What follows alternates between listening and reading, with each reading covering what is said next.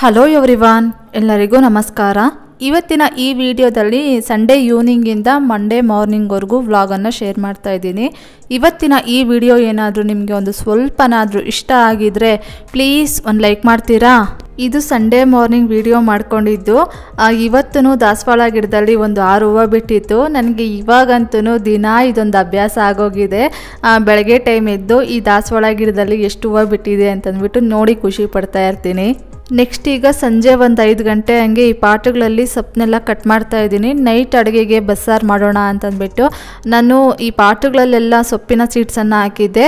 ಇಲ್ಲಿ ಕೆಂಪು ಅರವೆ ಸೊಪ್ಪು ಮತ್ತು ಚಿಲ್ಕ್ರೆ ಸೊಪ್ಪು ಆಮೇಲೆ ದಂಟಿನ ಸೊಪ್ಪು ಈ ರೀತಿಯಾಗಿ 3 ಥರ ಸೊಪ್ಪುಗಳು ಬೆಳೆದಿದೆ ಇವಾಗ. ಆಮೇಲೆ ಒಂದು ಪಾಟಲ್ಲಿ ಕೆರೆ ಸೊಪ್ಪನ್ನು ಹಾಕ್ಕೊಂಡಿದ್ದೀನಲ್ವ, ಅದನ್ನು ಅಷ್ಟೇ ಕಟ್ ಮಾಡ್ಕೊಂಡಿದ್ದೀನಿ. ಇವತ್ತಿನ ಬಸ್ಸಾರಿಗೆ ಒಂದು 4 ಥರದ ಸೊಪ್ಪುಗಳು, ಆಮೇಲೆ ಒಂದು ಕಟ್ಟು ಸಬ್ಬಕ್ಕಿ ಸೊಪ್ಪನ್ನು ತೊಗೊಂಬಂದ್ಬಿಟ್ಟು ಆಮೇಲೆ ಮೊಳಕೆ ಕಟ್ಟಿದ್ನಲ್ವ ಆ ಹುರುಳಿಕಾಳಿಂದ ಬಸ್ಸಾರನ್ನು ಮಾಡಿದ್ದೆ. ತುಂಬ ಟೇಸ್ಟಿಯಾಗಿತ್ತು. ಇಲ್ಲಿ ನೋಡ್ತಾ ಇರ್ಬೋದು ಎಷ್ಟೊಂದು ಸೊಪ್ಪು ಸಿಕ್ತು ನಮ್ಮ ಪಾಟುಗಳಲ್ಲಿ ಅಂತಂದ್ಬಿಟ್ಟು. ಮೊದಲಿಗೆ ನಾನು ಬೇರೆ ಒಂದು ಅಂದರೆ ಸಬ್ಬಕ್ಕಿ ಸೊಪ್ಪು ಜೊತೆಗೆ ಬೇರೆ ಸೊಪ್ಪನ್ನು ತೊಗೊಂಬರ್ಬೇಕು ಅಂತ ಅಂದ್ಕೊಂಡಿದ್ದೆ. ಆಮೇಲೆ ನನ್ನ ಹಸ್ಬೆಂಡು ಇದೇ ಸೊಪ್ಪಾಗುತ್ತೆ, ಇನ್ನೊಂದು ಕಟ್ಟು ನನ್ನ ಸಬ್ಬಕ್ಕಿ ಸೊಪ್ಪನ್ನು ನಾನೇ ತೊಗೊಂಬಂದು ಕೊಡ್ತೀನಿ ಅಂತ ಹೇಳಿದ್ರು. ಸರಿ ಆಯಿತು ಅಂತಂದ್ಬಿಟ್ಟು ನಾನು ಬೇರೆ ದಂಟಿನ ಸೊಪ್ಪಾಗಿರ್ಬೋದು, ಚಿಲ್ಕ್ರಿ ಸೊಪ್ಪಾಗಿರ್ಬೋದು, ಬೇರೆ ಯಾವ ಸೊಪ್ಪು ತೊಗೊಂಬರಲಿಲ್ಲ. ಒಂದು ಕಟ್ಟು ಸಬ್ಬಕ್ಕಿ ಸೊಪ್ಪು ಮಾತ್ರ ತೊಗೊಂಬಂದ್ವಿ ಇದ್ರ ಜೊತೆಗೆ. ಇಲ್ಲಿ ನೋಡ್ತಾ ಇರ್ಬೋದು ಸಬ್ಬಕ್ಕಿ ಸೊಪ್ಪನ್ನು ದುಡ್ಡು ಕೊಟ್ಟು ತೊಗೊಂಬಂದಿದ್ದು. 2 ಇಡಿ ಆಗೋಷ್ಟು ಮಾತ್ರ ಸಬ್ಬಕ್ಕಿ ಸೊಪ್ಪಿದೆ. ಅದೇ ನಮ್ಮ ಪಾಟುಗಳಲ್ಲಿ ಬೆಳೆದಿರುವ ಸೊಪ್ಪು ಒಂದು 3 ಇಡಿನೋ 4 ಇಡಿನೋ ಆಗಿತ್ತು. ಆದರೆ ತುಂಬ ಟೇಸ್ಟಿಯಾಗಿತ್ತು ಸಾಂಬಾರಂತೂ. ನನ್ನ ಹಸ್ಬೆಂಡ್ ತುಂಬ ಚೆನ್ನಾಗಿದೆ. ಏನೇ ಆದ್ರೂ ಆರ್ಗ್ಯಾನಿಕ್ ತರಕಾರಿಗಳು, ಆರ್ಗ್ಯಾನಿಕ್ ಸೊಪ್ಪುಗಳು ಅಂತಂದರೆ ಅದೊಂಥರ ಟೇಸ್ಟೇ ಡಿಫ್ರೆಂಟ್ ಆಗಿರುತ್ತಮ್ಮ ಅಂತ ಹೇಳ್ತಾ ಇದ್ರು. ಅದಕ್ಕೆ ನಾನು ಹೇಳ್ತಾ ಇದ್ದೆ, ಇನ್ನೂ ನನಗೇನಾದರೂ ಒಂದು ಸ್ವಲ್ಪ ಜಾಗ ಇದ್ದಿದ್ರೆ ಸಿಕ್ಕಾಪಟ್ಟೆ ತರಕಾರಿಗಳು ಸೊಪ್ಪುಗಳೆಲ್ಲ ಬೆಳೀತಾ ಇದ್ದೆ ಅಂತಂದ್ಬಿಟ್ಟು ಹೇಳಿದೆ. ಆದರೆ ಈ ರೀತಿಯಾಗಿ ಆರ್ಗ್ಯಾನಿಕ್ ಆಗಿ ಬೆಳಿಬೇಕು ಅಂತಂದರೆ ಜಾಸ್ತಿ ಕ್ವಾಂಟಿಟಿಯಲ್ಲಿ ಸೊಪ್ಪುಗಳು ಮತ್ತು ತರಕಾರಿಗಳು ಸಿಗೋದಿಲ್ಲ, ಕಡಿಮೆನೇ ಸಿಗುತ್ತೆ. ಆದರೆ ಟೇಸ್ಟ್ ಮಾತ್ರ ತುಂಬ ಚೆನ್ನಾಗಿರುತ್ತೆ.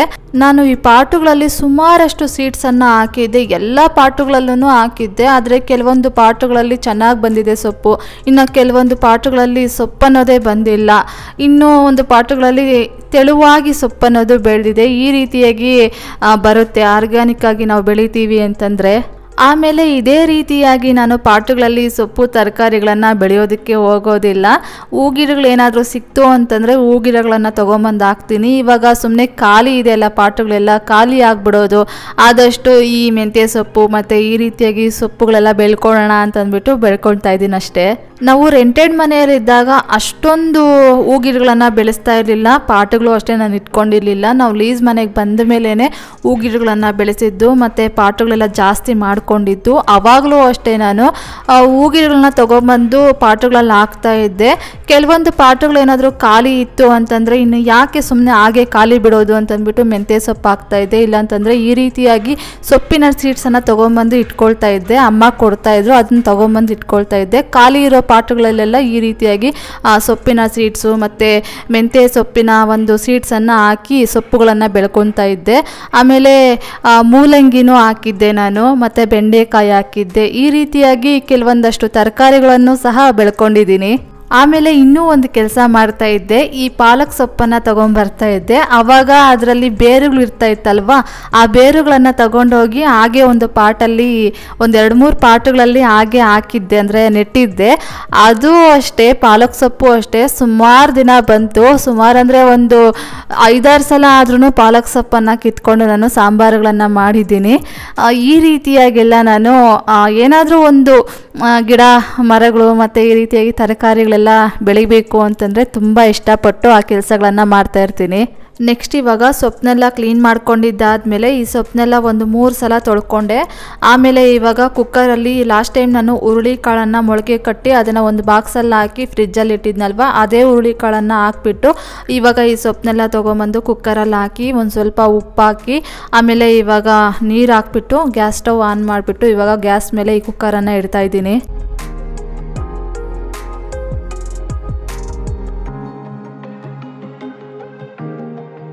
ಈಗ ಆ ಕಡೆ ಗ್ಯಾಸ್ ಸ್ಟವ್ ಮೇಲೆ ಸೊಪ್ಪು ಮತ್ತು ಹುರುಳಿಕಾಳು ಬೇಯೋದಕ್ಕೆ ಇಟ್ಟಿದ್ದೀನಿ.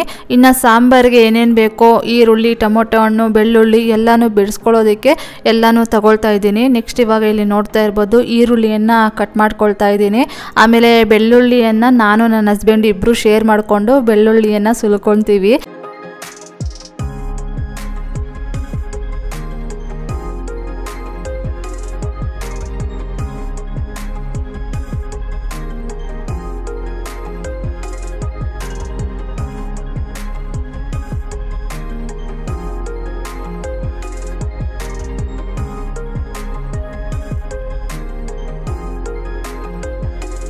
ಇವಾಗ ಈರುಳ್ಳಿ ಮೇಲಿರುವ ಸಿಪ್ಪೆನೆಲ್ಲ ತೆಗೆದಿದ್ದಾಯಿತು. ಹಾಗೆ ಈರುಳ್ಳಿ ಮೇಲೆ ಒಂದು ಸ್ವಲ್ಪ ಬ್ಲ್ಯಾಕ್ ಆಗಿ ಮಸಿಯಾಗಿರುತ್ತಲ್ವ, ಹಾಗಾಗಿ ಒಂದು ಬಟ್ಲಲ್ಲಿ ನೀರು ಹಿಡ್ಕೊಂಡು ಆ ಬಟ್ಲಲ್ಲಿ ಈರುಳ್ಳಿಯನ್ನು ಹಾಕ್ಬಿಟ್ಟು ಒಂದು ಸ್ವಲ್ಪ ತೊಳಿತಾ ಇದ್ದೀನಿ. ನೆಕ್ಸ್ಟ್ ಇವಾಗ ಒಂದು ಚಿಕ್ಕದಾಗಿರುವಂತಹ ಟೊಮೊಟೊ ಹಣ್ಣನ್ನು ತಗೊಂಡು ಅದನ್ನು ಕಟ್ ಮಾಡಿ ಇದೇ ಒಂದು ಬೌಲಲ್ಲಿ ಹಾಕಿ ನೀಟಾಗಿ ತೊಳೆದಿಟ್ಕೊಳ್ತಾ ಇದ್ದೀನಿ.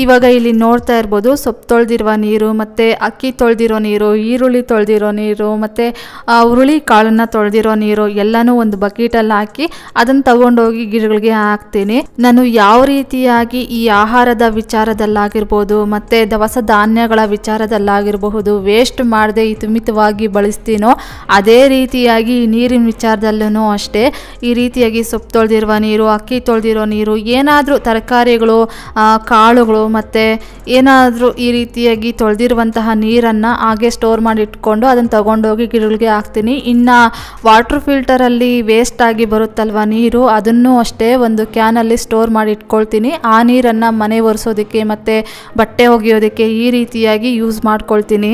ನೆಕ್ಸ್ಟ್ ಇವಾಗ ಸೊಪ್ಪೆಲ್ಲ ಬೆಂದಿತ್ತು, ಅದನ್ನು ನೀರು ಶೋಧಿಸೋದಕ್ಕೆ ಆ ಕಡೆ ಒಂದು ಬೌಲಲ್ಲಿ ಹಾಕಿ ಇವಾಗ ಖಾರ ರುಬ್ಕೊಳ್ಳೋದಕ್ಕೆ ಮಿಕ್ಸಿ ಜಾರಲ್ಲಿ ಎಲ್ಲ ಇಂಗ್ರೀಡಿಯೆಂಟ್ಸ್ನ ಹಾಕ್ಕೊಳ್ತಾ ಇದ್ದೀನಿ. ಮೊದಲಿಗೆ ಈರುಳ್ಳಿ, ಬೆಳ್ಳುಳ್ಳಿ ಮತ್ತು ಒಂದು ಟೊಮೊಟೊ ಹಣ್ಣು ಎಲ್ಲ ಹಸಿಯಾಗಿ ಹಾಕಿದ್ದೀನಿ. ಆಮೇಲೆ ಇನ್ನು ಈರುಳ್ಳಿ, ಬೆಳ್ಳುಳ್ಳಿ, ಜೀರಿಗೆ ಇದನ್ನೆಲ್ಲ ಎಣ್ಣೆಯಲ್ಲಿ ಒಂದು ಸ್ವಲ್ಪ ಫ್ರೈ ಮಾಡ್ಕೊಂಡಿದ್ದೀನಿ. ಅದಾದಮೇಲೆ ಸೊಪ್ಪನ್ನು ಬಸ್ಕೊಂಡಿದ್ನಲ್ವ ಆ ಒಂದು ಬಿಸಿ ನೀರಿಗೇ ಒಂದು ಸ್ವಲ್ಪ ಹುಣಸೆಹಣ್ಣನ್ನು ಹಾಕಿದ್ದೆ, ಅದು ನೆಂದಿತ್ತು, ಅದನ್ನು ಮಿಕ್ಸರ್ ಜಾರ್ಗೆ ಹಾಕ್ಕೊಂಡೆ. ಅದಾದಮೇಲೆ ಸಾಂಬಾರು ಪುಡಿ ಒಂದು 2 ಟೇಬಲ್ ಸ್ಪೂನ್ ಅಷ್ಟು ಹಾಕ್ಕೊಂಡೆ, ಒಂದು ಸ್ವಲ್ಪ ಅರಿಶಿಣದ ಪುಡಿಯನ್ನು ಹಾಕ್ಕೊಂಡೆ. ನೆಕ್ಸ್ಟ್ ಈ ಕಡೆ ಇನ್ನು ಸೊಪ್ಪು ಒಗ್ಗರಣೆ ಕೊಡೋದಕ್ಕೋಸ್ಕರ ಒಂದು ಬಾಣಲಿಯಲ್ಲಿ ಸ್ವಲ್ಪ ಎಣ್ಣೆಯನ್ನು ಹಾಕ್ಕೊಂಡು ಅದಕ್ಕೆ ಸಾಸಿವೆ, ಕರಿಬೇವಿನ ಸೊಪ್ಪು, ಒಂದು ಸ್ವಲ್ಪ ಕಡಲೆಬೇಳೆಯನ್ನು ಹಾಕ್ಕೊಂಡೆ. ಆಮೇಲೆ ಇವಾಗ ಬೆಳ್ಳುಳ್ಳಿಯನ್ನು ಒಂದು ಸ್ವಲ್ಪ ಜಾಸ್ತಿನೇ ಹಾಕ್ಕೊಳ್ತೀನಿ ಈ ಬಸ್ಸಾರು ಸೊಪ್ಪು ಒಗ್ಗರಣೆ ಕೊಡೋದಕ್ಕೋಸ್ಕರ. ತುಂಬ ಚೆನ್ನಾಗಿರುತ್ತೆ ಸೊಪ್ಪು, ಹಾಗಾಗಿ ನನ್ನ ಮದುವೆ ಆಗಿ ಬಂದ ಮೇಲೆ ನಮ್ಮ ಅತ್ತೆ ಮನೆಯಲ್ಲೆಲ್ಲ ಈ ರೀತಿಯಾಗಿ ಬಸ್ಸಾರು ಮಾಡೋದು. ಆಮೇಲೆ ಒಂದು 10 ಒಣಮೆಣಸಿನಕಾಯಿಯನ್ನು ಹಾಕಿದ್ದೀನಿ. ಆಮೇಲೆ ಒಂದು 3 ಈರುಳ್ಳಿಯನ್ನು ಕಟ್ ಮಾಡಿ ಹಾಕಿದ್ದೀನಿ. ಈ ಕಡೆ ಗ್ಯಾಸ್ ಸ್ಟವ್ ಮೇಲೆ ಲೋ ಫ್ಲೇಮ್ ಮಾಡಿಬಿಟ್ಟು ಇಟ್ಟಿದ್ದೀನಿ. ಇದು ಈ ಕಡೆ ಆಗ್ತಾ ಇರಲಿ. ಆ ಕಡೆ ಒಂದು ಸ್ವಲ್ಪ ಪಾತ್ರೆ ಎಲ್ಲ ಬಿದ್ದಿತ್ತಲ್ವ, ಅದನ್ನು ಹಂಗೆ ವಾಶ್ ಮಾಡಿ ಇಟ್ಬಿಡೋಣ ಅಂತಂದ್ಬಿಟ್ಟು ಪಾತ್ರೆಗಳನ್ನು ವಾಶ್ ಮಾಡ್ತಾ ಇದ್ದೀನಿ.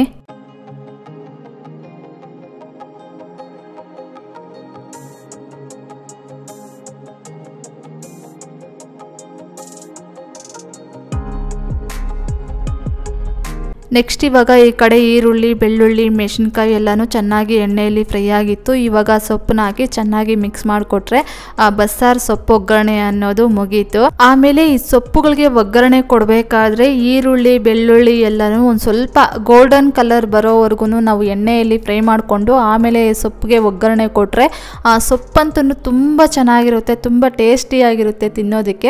ನೆಕ್ಸ್ಟ್ ಇವಾಗ ಸಾಂಬಾರಿಗೆ ಖಾರ ರುಬ್ಕೊಳ್ಳೋದಕ್ಕೋಸ್ಕರ ಎಷ್ಟು ಬೇಕೋ ಅಷ್ಟು ಸೊಪ್ಪನ್ನು ಈ ಒಂದು ಮಿಕ್ಸಿ ಜಾರ್ಗೆ ಹಾಕ್ಕೊಳ್ತಾ ಇದ್ದೀನಿ.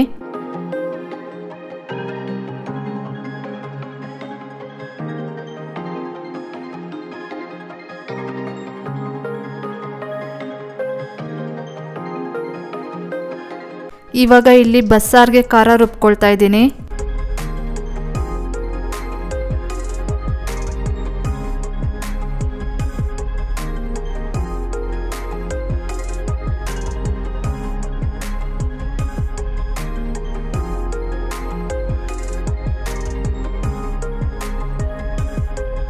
ಇವಾಗ ಬಸ್ಸಾರಿಗೆ ಖಾರ ಎಲ್ಲ ರುಬ್ಕೊಂಡಿದ್ದಾಯಿತು. ಹಾಗೆ ಒಂದು ಸಲ ಮಿಕ್ಸಿನೂ ಒರೆಸಿ ಅದ್ರ ಪ್ಲೇಸ್ಗೆ ಅದನ್ನು ಇಟ್ಬಿಡೋಣ ಅಂತಂದ್ಬಿಟ್ಟು ಮಿಕ್ಸಿನೆಲ್ಲ ನೀಟಾಗಿ ಒಂದು ಬಟ್ಟೆಯಿಂದ ಒರೆಸ್ತಾ ಇದ್ದೀನಿ.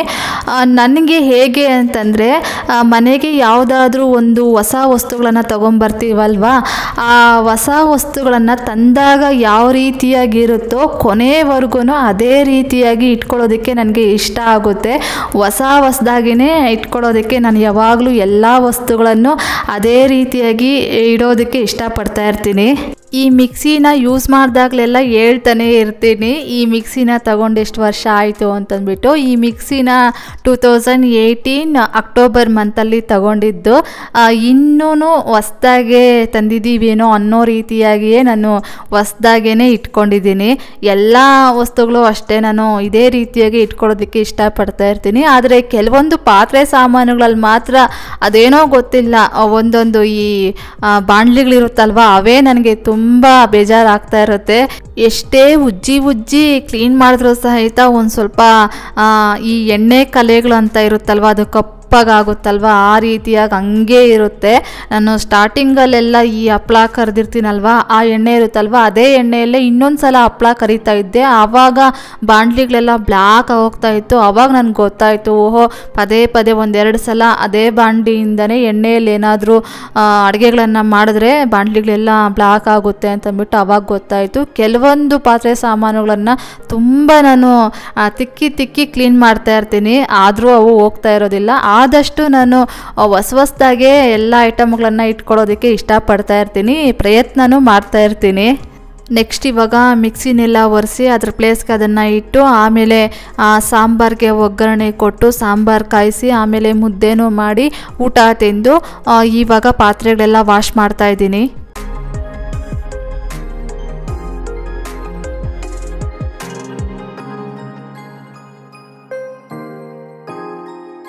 ಇವಾಗ ಪಾತ್ರೆಗಳೆಲ್ಲ ವಾಶ್ ಮಾಡಿದ್ದಾಯಿತು. ಕೌಂಟರ್ ಟಾಪು ಹಾಗೆ ಗ್ಯಾಸ್ ಸ್ಟವ್ ಮತ್ತು ಚಿಮ್ನಿ ಆಮೇಲೆ ಕ್ಯಾಬಿನೆಟ್ಸು ಎಲ್ಲನೂ ನೀಟಾಗಿ ಒಂದು ಸಲ ಒರೆಸ್ಕೊಂಬರ್ತಾ ಇದ್ದೀನಿ. ಪ್ರತಿದಿನವೂ ನಾನು ಇದೇ ರೀತಿಯಾಗಿ ಮಾಡ್ತೀನಿ. ಬೆಳಗ್ಗೆ ಎದ್ದಿದ ತಕ್ಷಣ ಏನೇನು ಕೆಲಸಗಳಿರುತ್ತೋ ಮಾರ್ನಿಂಗ್ ಕೆಲಸಗಳು ಅಷ್ಟೇ ಅವನ್ನ ನೀಟಾಗಿ ಮಾಡಿ ಇಟ್ಕೊಂಡ್ಬಿಟ್ರೆ ಮನೆಯೆಲ್ಲ ನೀಟಾಗಿರುತ್ತೆ. ಆಮೇಲೆ ನೈಟೂ ಅಷ್ಟೇ ಅಡುಗೆ ಎಲ್ಲ ಮಾಡಿದ್ದಾದಮೇಲೆ ಕಿಚನ್ ಕೆಲಸಗಳೆಲ್ಲ ನೀಟಾಗಿ ಮಾಡಿ ಮುಗಿಸ್ಬಿಟ್ರೆ ಕಿಚನ್ನು ಅಷ್ಟೇ ಯಾವಾಗಲೂ ನೀಟಾಗಿರುತ್ತೆ.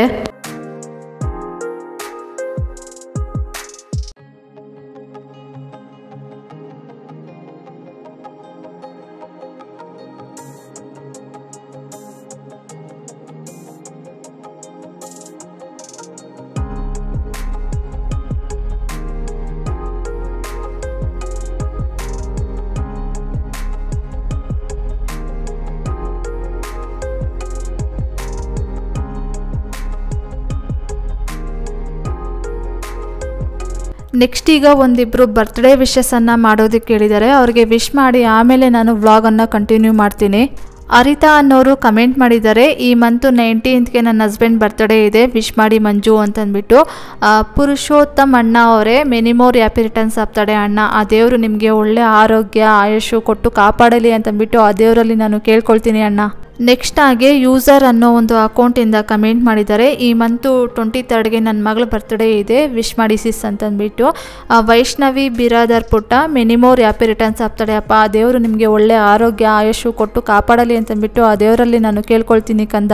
ನೆಕ್ಸ್ಟ್ ಇವಾಗ ಮಂಡೇ ಮಾರ್ನಿಂಗ್ ಕೆಲಸಗಳನ್ನು ಸ್ಟಾರ್ಟ್ ಮಾಡ್ಕೊಂಡಿದ್ದೀನಿ. ಮೊದಲಿಗೆ ಬೆಳಗ್ಗೆ ಎದ್ದಿದ ತಕ್ಷಣ ಒಂದು ಸ್ವಲ್ಪ ಹೊತ್ತು ಕೂತ್ಕೊಂಡಿದ್ದು ಆಮೇಲೆ ಒಂದು ಗ್ಲಾಸ್ ನೀರು ಕುಡಿದು ಫ್ರೆಶ್ ಅಪ್ ಆಗಿ ಆಮೇಲೆ ಇವಾಗ ಮೊದಲಿಗೆ ಹೊಸ್ಲು ಮುಂದೆ ರಂಗೋಲಿನೆಲ್ಲ ಒರೆಸ್ಕೊಂಡು ಹೊಸ್ಲು ಮುಂದೆ ಕಸ ಗುಡಿಸ್ಬಿಡ್ತೀನಿ. ಆಮೇಲೆ ಬಾಲ್ಕನಿಗಳೆಲ್ಲ ಕಸ ಗುಡಿಸಿ ಮನೆ ಕಸ ಗುಡಿಸಿ ಇವತ್ತು ಸೋಮವಾರ ಆಗಿರೋದ್ರಿಂದ ಮನೆಯೂ ಒರೆಸ್ಬೇಕಾಗಿತ್ತು, ಮನೆಯೂ ಒರೆಸ್ಕೊಂಡೆ.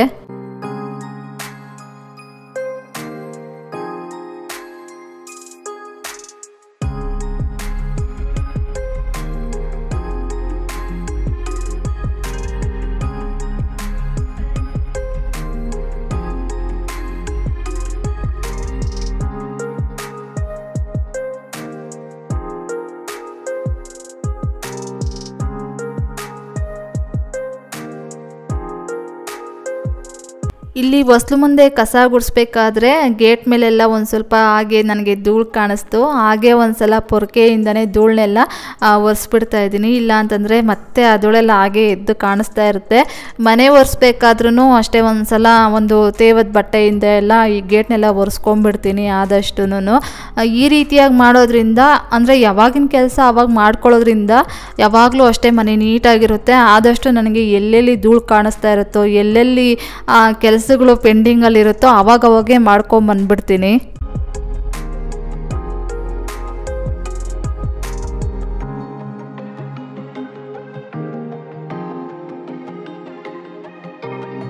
ಇವಾಗ ಹೊರಗಡೆ ಎಲ್ಲ ಕಸ ಗುಡಿಸಿದ್ದಾಯಿತು. ಮನೆ ಒಳಗಡೆ ಕಸ ಗುಡಿಸ್ತಾ ಇದ್ದೀನಿ. ಮನೆ ಒಳಗಡೆ ಕಸ ಗುಡಿಸೋದಕ್ಕೇ ನನಗೆ ಒಂದು ಅರ್ಧ ಗಂಟೆ ಬೇಕಾಗುತ್ತೆ. ಯಾಕೆ ಅರ್ಧ ಗಂಟೆ ಬೇಕಾಗುತ್ತೆ ಅಂತಂದರೆ ಇವಾಗ ನನ್ನ ಹಸ್ಬೆಂಡು ಏನು ಆಫೀಸ್ ಚೇರ್ಸ್ ಇರುತ್ತಲ್ವ, ಆಫೀಸ್ ಚೇರು ಮತ್ತು ನನ್ನ ಬ್ರದರ್ ಇಲ್ಲ ಅವ್ರದ್ದು ಆಫೀಸ್ ಚೇರು ಮತ್ತು ಕೂಲರು, ಆ ಮಂಚದ ಕೆಳಗಡೆ ಈ ರೀತಿಯಾಗಿ ಎಲ್ಲ ಕಡೆಯೂ ಆ ಸಾಮಾನುಗಳನ್ನು ಎಳೆದು ಅದ್ರ ಕೆಳಗಡೆ ಎಲ್ಲ ಕಸ ಗುಡಿಸ್ಕೊಂಬರೋ ಅಷ್ಟರಲ್ಲಿ ನನಗೆ ಲೇಟ್ ಆಗಿಬಿಡುತ್ತೆ. ಮತ್ತು ಮನೆ ಬೇಕಾದ್ರೂ ಅಷ್ಟೇ ನಾನು ಫುಲ್ಲು ಎಲ್ಲ ಸಾಮಾನುಗಳನ್ನ ಎಳೆದು ಮತ್ತು ಏನಾದರೂ ಕೆಳಗಡೆ ಆ ಸಾಮಾನುಗಳ ಕೆಳಗಡೆ ಅಂದರೆ ಎಳೆಯೋದಕ್ಕಾಗೋದಿಲ್ವಲ್ಲ ಒಂದಷ್ಟು ಸಾಮಾನುಗಳು, ಅಂದರೆ ಮಂಚ ಆಗಿರ್ಬೋದು, ಫ್ರಿಜ್ ಆಗಿರ್ಬೋದು, ಅವುಗಳ ಕೆಳಗಡೆನೂ ಅಷ್ಟೇ ನೀಟಾಗಿ ಮನೆಯೆಲ್ಲ ಒರೆಸ್ಕೊಂಬಂದ್ಬಿಡ್ತೀನಿ. ಹಾಗಾಗಿ ಒಂದು ಸ್ವಲ್ಪ ನನಗೆ ಮನೆ ಕಸ ಗುಡಿಸೋದು ಮತ್ತು ಒರೆಸೋದು ಒಂದು ಸ್ವಲ್ಪ ಲೇಟ್ ಆಗುತ್ತೆ. ಈ ರೀತಿಯಾಗಿ ನಾನು ಕೆಲಸ ಮಾಡೋದ್ರಿಂದ ನಾನು ಗಮನಿಸಿದ್ದೇನು ಅಂತಂದರೆ ಈ ಸೊಳ್ಳೆಗಳು ಒಂದು ಸ್ವಲ್ಪ ಕಡಿಮೆ ಇರುತ್ತೆ ಮನೆಯಲ್ಲಿ ಅಂತಂದ್ಬಿಟ್ಟು ನಾನು ಗಮನಿಸಿದ್ದೀನಿ. ಯಾಕಂದರೆ ಮೂಲೆ ಮೂಲೆಯಲ್ಲೂ ನಾವು ಯಾವುದಾದ್ರೂ ವಸ್ತುಗಳನ್ನು ಇಟ್ಟಿರ್ತೀವಿ, ಆ ವಸ್ತುಗಳನ್ನು ತೆಗೆದು ಅಲ್ಲಿ ಕಸ ಗುಡಿಸಿ ಮನೆ ಒರೆಸ್ಕೊಂಡು ಬಂದರೆ ಆದಷ್ಟು ಮನೆಯೂ ನೀಟಾಗಿರುತ್ತೆ ಮತ್ತು ಈ ಸೊಳ್ಳೆಗಳೆಲ್ಲ ಕಡಿಮೆ ಇರುತ್ತೆ ಅಂತಂದ್ಬಿಟ್ಟು ನಾನು ಗಮನಿಸಿದ್ದೀನಿ. ನೆಕ್ಸ್ಟ್ ಇವಾಗ ಮನೆ ಕಸ ಗುಡಿಸಿ ಒರೆಸಿ ಸ್ನಾನ ಮಾಡ್ಕೊಂಡು ಬಂದು ಇವಾಗ ದೇವ್ರ ಮನೆಯನ್ನು ಕ್ಲೀನ್ ಮಾಡ್ತಾಯಿದ್ದೀನಿ.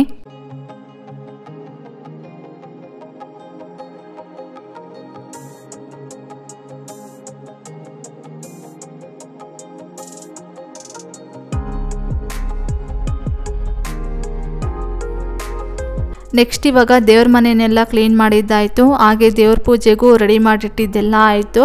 ಆಮೇಲೆ ಇಲ್ಲಿ ಹೊಸ್ಲು ಒರೆಸಿ ಹೊಸ್ಲಿಗೆ ಅರಿಶಿನ ಕುಂಕುಮ ಇಟ್ಟು ರಂಗೋಲಿ ಹಾಕಿ ಹೊಸ್ಲಿಗೆ ಹೂವು ಇಟ್ಟು ಇವಾಗ ಹೊಸ್ಲು ಮುಂದೆ ಪೂಜೆ ಮಾಡ್ತಾಯಿದ್ದೀನಿ.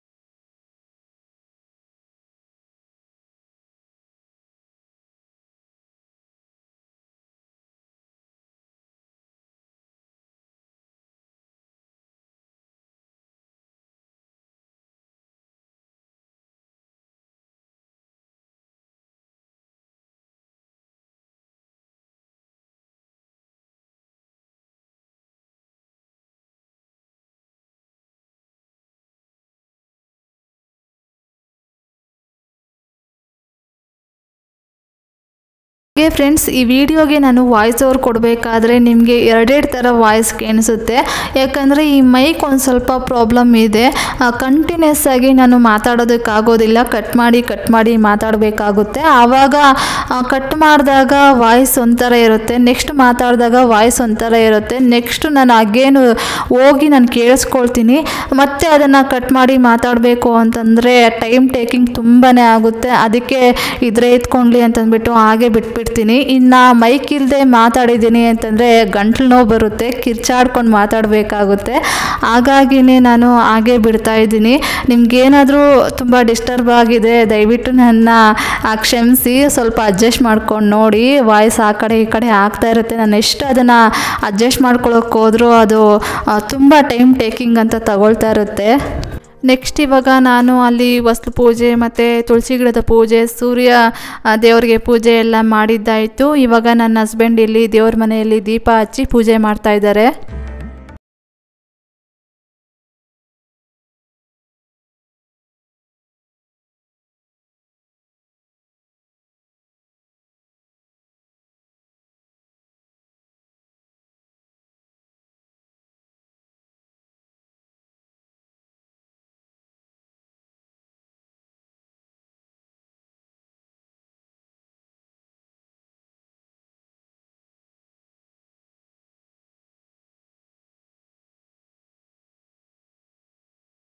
ನೋಡ್ತಾ ಇರ್ಬೋದು ಸೋಮವಾರದ ಪೂಜೆ ಎಲ್ಲ ಮುಗೀತು. ಹಾಗೆ ನನ್ನ ಹಸ್ಬೆಂಡ್ಗೆ ಶಿವಪ್ಪ ದೇವರು ಅಂತಂದರೆ ತುಂಬ ಇಷ್ಟ. ಅವರು ಯಾವಾಗ್ಲೂ ಶಿವ ಶಿವ ಶಿವ ಅಂತ ಇರ್ತಾರೆ. ನನಗೇನೋ ಶ್ರೀರಾಮ ದೇವರು ಅಂತಂದರೆ ತುಂಬ ಇಷ್ಟ. ನಾನು ಯಾವಾಗ್ಲೂ ರಾಮ ರಾಮ ರಾಮ ಅಂತ ಇರ್ತೀನಿ. ಶಿವಪ್ಪ ದೇವರು ಅಂತಂದರೆ ನಮ್ಮ ಮನೆಯಲ್ಲಿ ತುಂಬ ಜನಕ್ಕೆ ಇಷ್ಟ. ನಮ್ಮ ಅತ್ತೆಯವ್ರಿಗೂ ಅಷ್ಟೇ ಶಿವಪ್ಪ ದೇವರು ಅಂತಂದರೆ ತುಂಬ ಇಷ್ಟಪಡ್ತಾರೆ. ಹಾಗೆ ನಮ್ಮಮ್ಮಗೂ ಅಷ್ಟೇ ಶಿವಪ್ಪ ದೇವರು ಅಂತಂದರೆ ತುಂಬ ಇಷ್ಟಪಡ್ತಾ ಇರ್ತಾರೆ ಇವರೆಲ್ಲನೂ. ಹಾಗೆ ನಿಮಗೆ ಯಾವ ದೇವರು ಅಂದರೆ ಇಷ್ಟ ಅಂತಂದ್ಬಿಟ್ಟು ನನಗೆ ಕಮೆಂಟ್ ಬಾಕ್ಸಲ್ಲಿ ಕಮೆಂಟ್ ಮಾಡ್ತೀರಾ. ನೆಕ್ಸ್ಟ್ ಇವಾಗ ಪೂಜೆ ಎಲ್ಲ ಆದಮೇಲೆ ಟಿಫನ್ ಮಾಡಿಕೊಂಡು, ಟಿಫನ್ ಬಂದುಬಿಟ್ಟು ನೈಟು ಬಸ್ಸಾರು ಮಾಡಿದ್ನಲ್ವ ಅದರದ್ದೇ ಸೊಪ್ಪಿತ್ತು ಮತ್ತು ಸಾಂಬಾರು ಇತ್ತು. ಬಿಸಿ ರೈಸ್ ಮಾಡಿಕೊಂಡು ಟಿಫನ್ ಮಾಡ್ಕೊಂಡ್ವಿ. ಇವಾಗ ನೈಟು ವಾಶ್ ಮಾಡಿ ಇಟ್ಟಿದ್ನಲ್ವ ಆ ಪಾತ್ರೆಗಳೆಲ್ಲ ಜೋಡಿಸಿಟ್ಕೊಳ್ತಾ ಇದ್ದೀನಿ. ಹಾಗೆ ಟೀನೂ ಅಷ್ಟೇ ಗ್ಯಾಸ್ ಸ್ಟವ್ ಮೇಲೆ ಟೀಗೆ ಇಟ್ಟಿದ್ದೀನಿ. ಈ ಕಡೆ ಪಾತ್ರೆಗಳನ್ನೆಲ್ಲ ಜೋಡಿಸಿಟ್ಕೊಳ್ತಾ ಇದ್ದೀನಿ.